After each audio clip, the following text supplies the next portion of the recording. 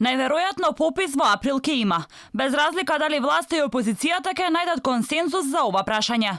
Иако дури председателот на државата Пендаровски, кој победи како кандидат предложен од СРСМ, посочи дека политичките ривали мора да го договорат заеднички законот за ова прашање. Сепак, од власта засега барем не ги прифаќаат барањата на ВМРО ДПМН.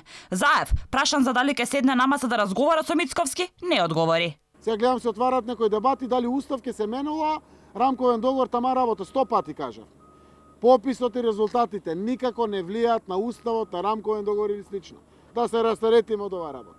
Пописот треба да се спроведе баш заради рамномерниот развој, економските параметри, статистиките кои што ни требаат во државата. Од ВМРО ДПМН пак децидни. Сакаат закон за попис кој ќе биде демократски по примерот на земјите од Европа.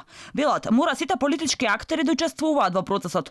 Спротивно, не се сигурни дали тие, како партија, ќе ги признаат резултатите од пописот. Пописот треба да биде статистичка, а не политичка операција. До сега власта нема консултирано опозицијата за вака суштествено и стратешко важно прашање на земјата. Пописот не треба да се спроведе во зависност на политичките интереси на власта на Зоран Заев, туку со почитување на европските критериуми за попис пропишани од Евростат, која е институција за вакви дејности во Европската Унија. Законот за попис, владата иако не го договори со ниедна опозицијска партија, веќе го испрати во собрание. Се поверојатно дека и овој закон ќе биде донесен без консензус, иако Брисел го нагласи како добра практика конструктивното учество на опозицијата. Како ќе објасни власта дека сега конструктивноста зависи од неа?